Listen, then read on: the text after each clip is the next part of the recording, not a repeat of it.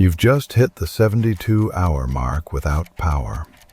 The fridge is dead, the streets are black, the phones are bricks, and the thin blue line everyone counted on has either vanished or turned into something you don't recognize. Most people think the real danger starts with looters kicking in doors or gangs rolling through the neighborhood. Wrong. By the time you hear glass breaking, you might already be dead from something far quieter, far more patient, and hiding in plain sight.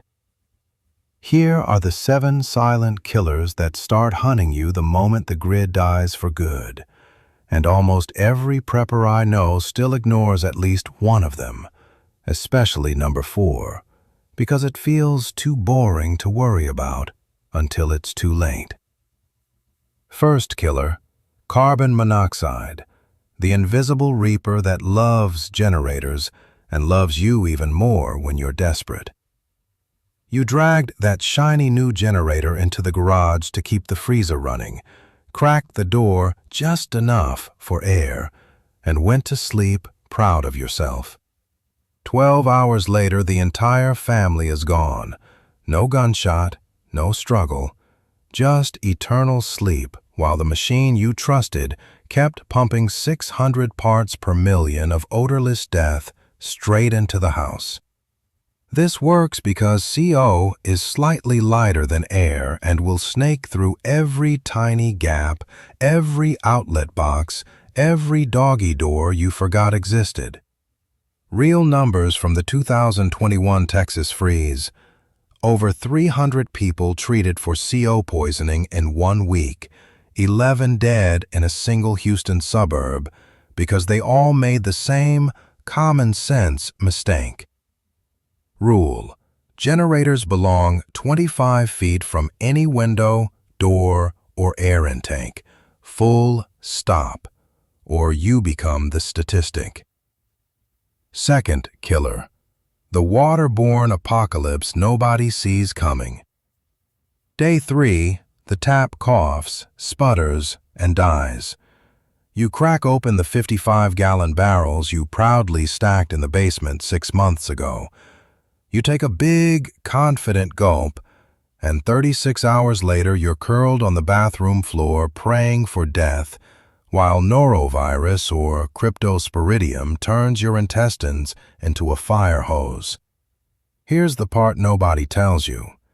Plastic barrels leach chemicals when they sit warm for months, and still water is a petri dish. UV from sunlight kills most pathogens in 6 hours of direct exposure. No sun in your basement means everything in there is still alive and breeding. The fix is stupidly simple. Treat every drop like it came from a swamp. 8 drops of plain, unscented bleach per gallon. Stir, wait 30 minutes. Or run it through a good ceramic filter with a 0.2 micron rating. Do it every single time, even if the water looks crystal clear, because the stuff that kills you is measured in microns, not color. Third killer, the medication clock that starts ticking the second the pharmacy locks its doors. Insulin needs refrigeration after 28 days at room temperature. After that, it loses potency fast and quietly. Albuterol inhalers for asthmatics drop dead after about 200 puffs, whether you use them or not once the propellant breaks down. Blood pressure meds, seizure meds, blood thinners, most have hard limits once they're out of the cool chain. I talked to a type 1 diabetic who kept his insulin in a Frio cooling wallet during a 10-day blackout in Puerto Rico after Maria. It bought him 3 extra weeks. Zier pots, clay pot inside clay pot with wet sand between, can drop internal temperature 20 to 30 degrees through evaporative cooling if you have any breeze at all. Start rotating stock now. Mark expiration dates in Sharpie, and know exactly which neighbor is a nurse with a solar fridge before you need to knock on their door at 3 a.m. Fourth killer, The one almost every prepper sleeps on, literally, is hypothermia's evil twin. Hyperthermia inside your own home. Summer blackout, no AC, windows sealed for security, and the inside temperature climbs past 95 degrees Fahrenheit by day 2. Your core temp hits 104, organs start cooking, and you think you're just tired right up until you seizure on the living room floor. Heat kills more preppers in the first week than cold does all winter because we're wired to fear snow, not sweat. This section is based on practical field survival experience rather than formal academic sources. I watched a guy in Louisiana after Hurricane Ida die of heat stroke in his own attic hide because he thought barricading upstairs was safer than opening a single window at night.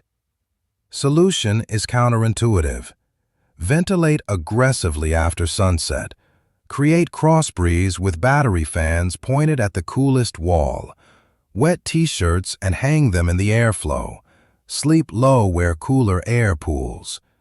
Your house becomes a clay pot cooler for humans. Fifth killer.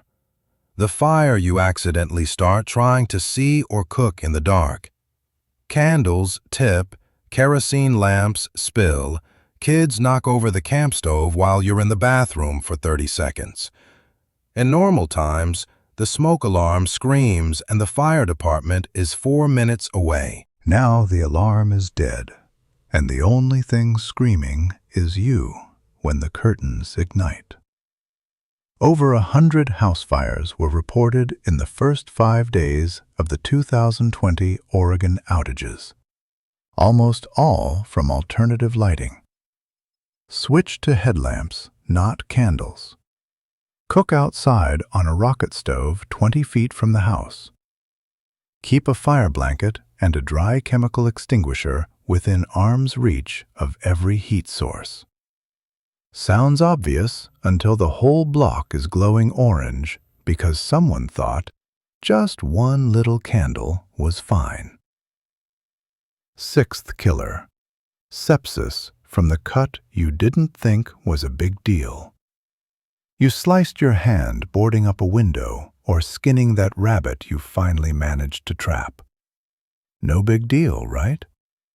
48 hours later, the red streak is crawling up your arm. Your fever is 104, and there's no hospital, no antibiotics, just you and a body that's decided to shut down. Clean every wound like you're performing surgery in the 1800s. Boil water. Irrigate hard for 5 straight minutes. Pack with raw honey or sugar if you have nothing else. The osmotic pressure literally sucks the bacteria out. Keep a bottle of fish-grade amoxicillin or veterinary doxycycline if you're willing to take the legal risk. Because in week 2 of collapse, the fish will be fine, and you might not be. Seventh killer, the one that creeps in so quietly most people never name it until it's too late, is acute adrenal stress and decision paralysis. Your cortisol has been redlined for 3 straight days. Sleep is measured in 20-minute naps between noises. Every shadow looks like a threat. Your prefrontal cortex shuts down. You start making stupid mistakes, leaving the door unbarred, drinking unfiltered water, trusting the wrong person, because the animal part of your brain is driving now, and it's exhausted. Veterans and disaster survivors call it the 1,000-yard stare.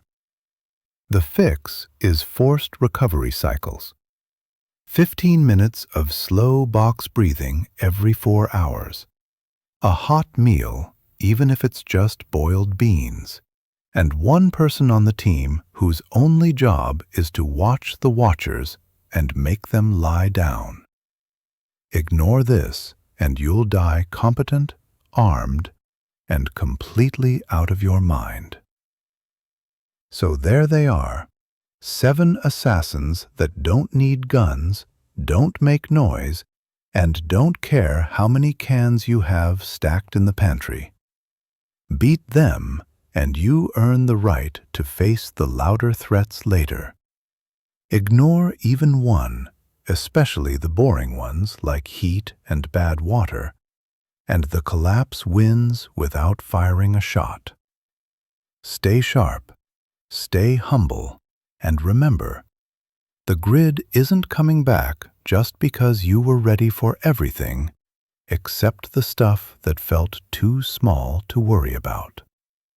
I'll see you on the other side, if you're still breathing in 72 hours.